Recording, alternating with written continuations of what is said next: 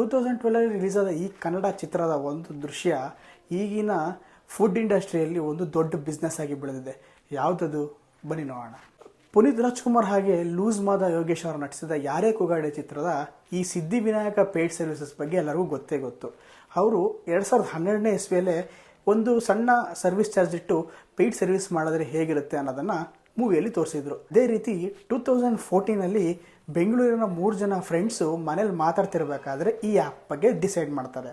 ನಾವು ನೀವು ಈಗ ಯೂಸ್ ಮಾಡ್ತಾ ಇರುವಂತಹ ಸ್ವಿಗ್ಗಿ ಫುಡ್ ಡೆಲಿವರಿ ಆ್ಯಪ್. 2013-14 ಈ ಟೈಮಲ್ಲಿ ಎಲ್ಲರ ಹತ್ರನೂ ಸ್ಮಾರ್ಟ್ ಫೋನ್ಗಳು ಬರ್ತಾ ಇತ್ತು, ಹಾಗೆ ಇಂಟರ್ನೆಟ್ ಸೇವೆ ಕೂಡ ಸಿಗ್ತಾ ಇತ್ತು. ಎಲ್ಲರೂ ಫ್ಯಾಮಿಲಿ ಜೊತೆ ಒಟ್ಟಿಗೆ ರೆಸ್ಟೋರೆಂಟ್ ಹೋಗಿ ರೆಸ್ಟೋರೆಂಟಲ್ಲಿ ಊಟ ಮಾಡ್ತಾ ಇದ್ರು. ಹಾಗೆ ಅಲ್ಲಿ ರೆಸ್ಟೋರೆಂಟ್ಗೆ ಹೋದಾಗ ಪಾರ್ಕಿಂಗ್ ಸಮಸ್ಯೆಗಳು ಎದುರಾಗ್ತಾ ಇದ್ವು. ಹಾಗೆ ಹೋಗಿ ಬರೋ ಟ್ರಾವೆಲ್ ಟೈಮು, ಅದರ ಖರ್ಚು ಮತ್ತು ಟ್ರಾಫಿಕ್ ಅಲ್ಲಿ ಸಿಗಾಕೊಂಡು ಓದಾಡ್ತಾ ಇದ್ರು. ಅದೇ ಸಮಯದಲ್ಲಿ ಶ್ರೀಹರ್ಷ, ನಂದನ್ ರೆಡ್ಡಿ ಮತ್ತು ರಾಹುಲ್ ಅವರು ತಮ್ಮ ಅಪಾರ್ಟ್ಮೆಂಟಲ್ಲಿ ಕೂತ್ಕೊಂಡು ಈ ಸ್ವಿಗ್ಗಿ ಡೆಲಿವರಿ ಬಗ್ಗೆ ಯೋಚನೆ ಮಾಡ್ತಾರೆ. ಹಾಗೆ ಫಸ್ಟ್ ಸ್ಟೇಜ್ ಆಗಿ ಬೆಂಗಳೂರನ್ನ ಆಯ್ಕೆ ಮಾಡಿಕೊಂಡು ಇವರು ಸಣ್ಣ ಪುಟ್ಟ ರೆಸ್ಟೋರೆಂಟ್ಗಳನ್ನ ಕಾಂಟ್ಯಾಕ್ಟ್ ಮಾಡ್ತಾರೆ. ಹಾಗೆ ಕೇವಲ ಸ್ವಲ್ಪ ಡೆಲಿವರಿ ಪಾರ್ಟ್ನರ್ಗಳಿಂದ ತಮ್ಮ ಈ ಆ್ಯಪ್ನ ರನ್ ಮಾಡ್ತಾರೆ. ಹೋಗ್ತಾ ಹೋಗ್ತಾ ತುಂಬ ಪಾಪ್ಯುಲಾರಿಟಿ ಬರುತ್ತೆ. ಯಾಕೆಂತಂದರೆ ತುಂಬ ಬೇಗ ಡೆಲಿವರಿ ಮಾಡ್ತಾ ಇರ್ತಾರೆ.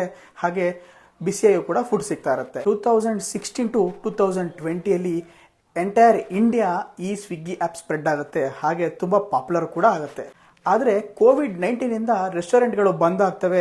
ಆಗ ತುಂಬ ಸಂಕಷ್ಟಕ್ಕೆ ಸಿಲುಕ್ತಾರೆ. ಕೋವಿಡ್ ರಿಲೀಫ್ ಸಿಕ್ಕಿದಾಗ ಕಾಂಟ್ಯಾಕ್ಟ್ಲೆಸ್ ಡೆಲಿವರಿ ಅಂತ ಸ್ಟಾರ್ಟ್ ಮಾಡ್ತಾರೆ. ಅದು ತುಂಬ ಪಾಪ್ಯುಲರ್ ಆಗಿ ಫುಡ್ಡಿಂದ ಗ್ರಾಸರೀಸ್ ಹಾಗೆ ಇನ್ನೂ ಇತರ ಐಟಮ್ಸ್ಗಳನ್ನ ಡೆಲಿವರಿ ಮಾಡೋಕ್ಕೆ ಶುರು ಮಾಡ್ತಾರೆ. ಅಲ್ಲಿಂದ ಇಲ್ಲಿವರೆಗೆ ಈ ಸ್ವಿಗ್ಗಿ ಆ್ಯಪು ತಿರುಗಿ ನೋಡೇ ಇಲ್ಲ. ಒಂದು ಸಣ್ಣ ರೂಮಿಂದ ಶುರುವಾದಂಥ ಉದ್ಯಮ ಈಗ ಇಡೀ ವಿಶ್ವವನ್ನೇ ಪಸರಿಸಿದೆ.